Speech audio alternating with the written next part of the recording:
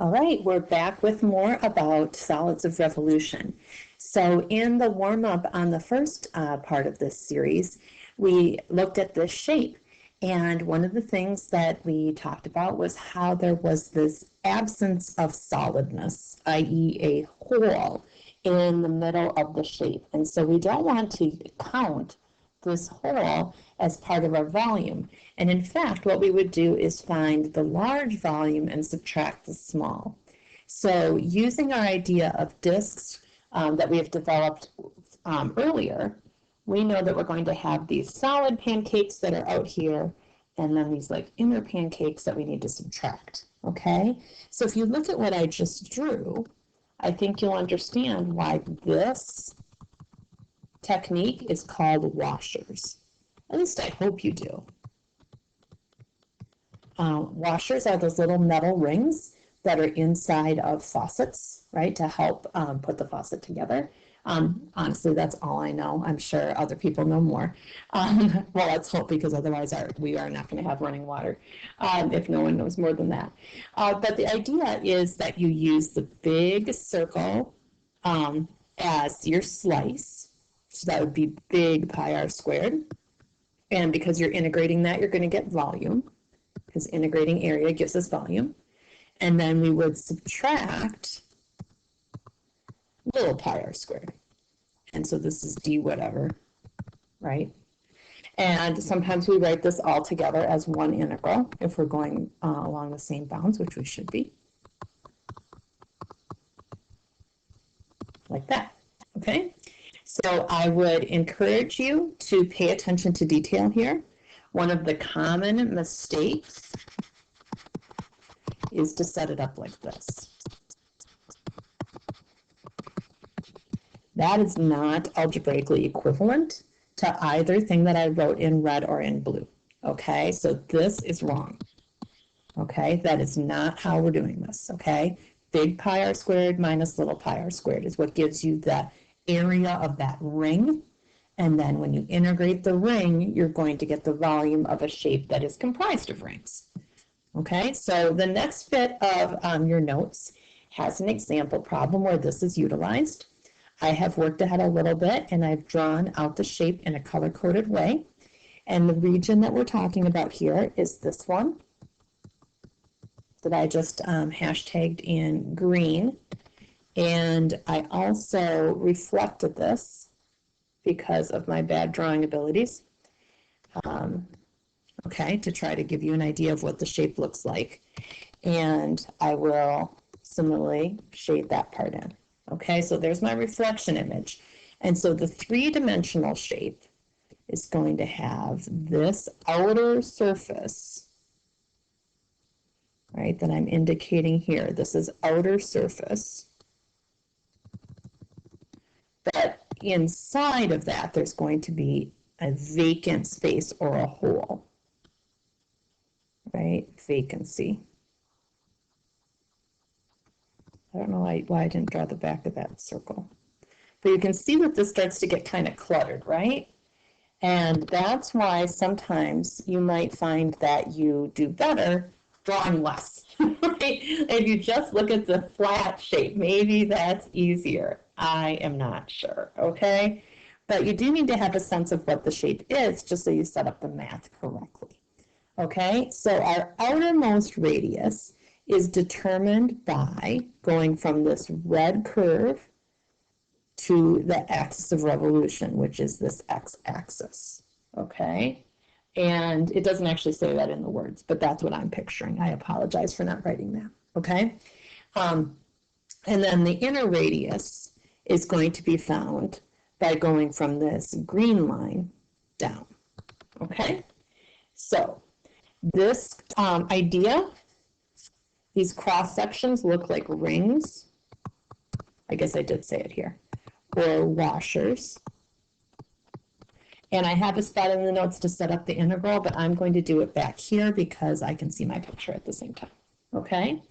So my integral is going to be, in terms of x, it's going to go from 0 out to this edge out here, which is at 2, because that was the purple bound, okay? So from 0 to 2, and it's going to be big pi r squared minus little pi r squared.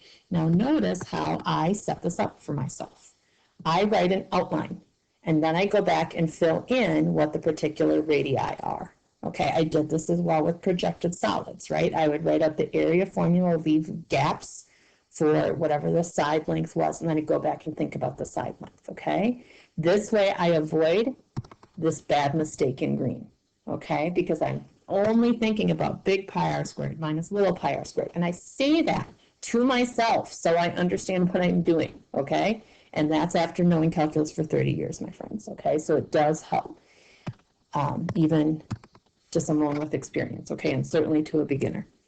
All right, so our big radius is going, both of these radii are vertical lines, and if I want to know a vertical distance, I do the top minus the bottom. So the top, in this case, is along this function, and the bottom is at 0. So my big radius is x squared plus 2 minus 0.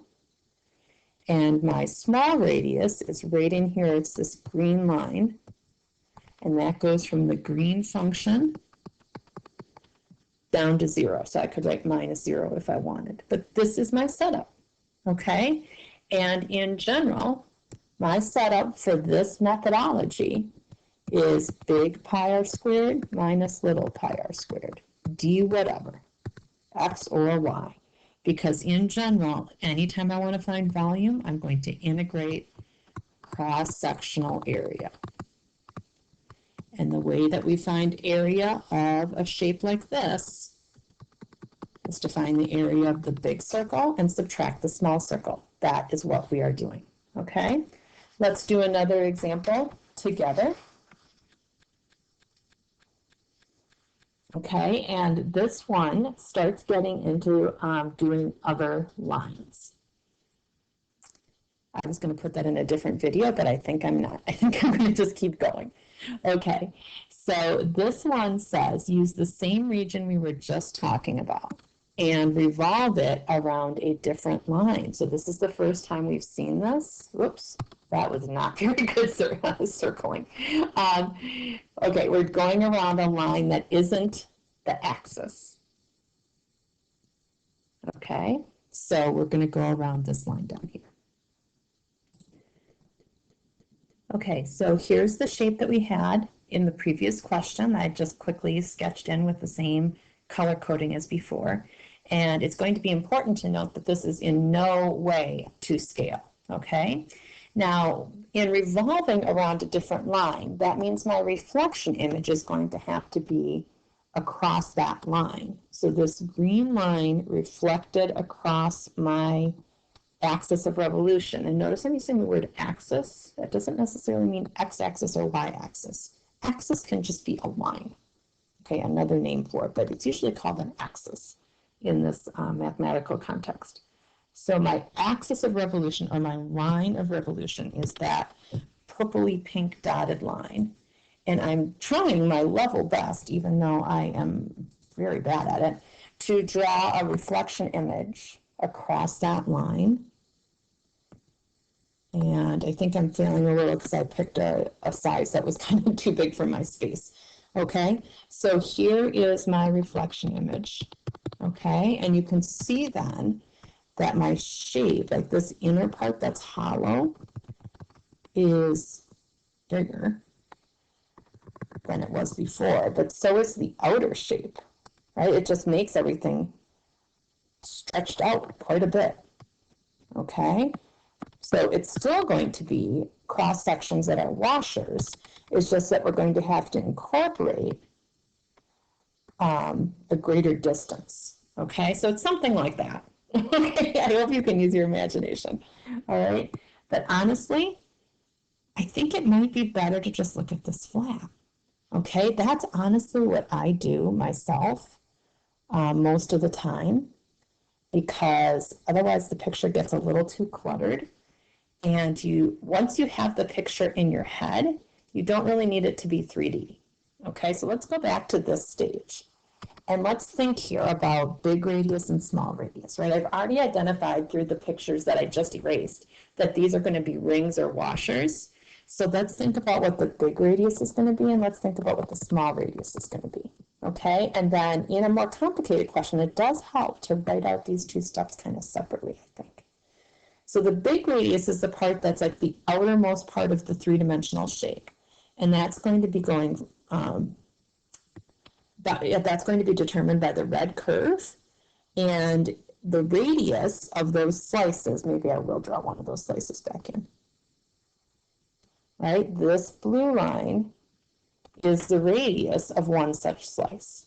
Okay, so that radius I'm going to have be blue. I'm actually going to color code this too.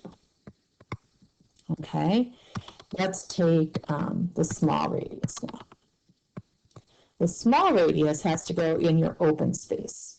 So that has to be a slice like this, where here's my radius. And if you look at the top of that and the bottom of that, that's the green line down to my axis.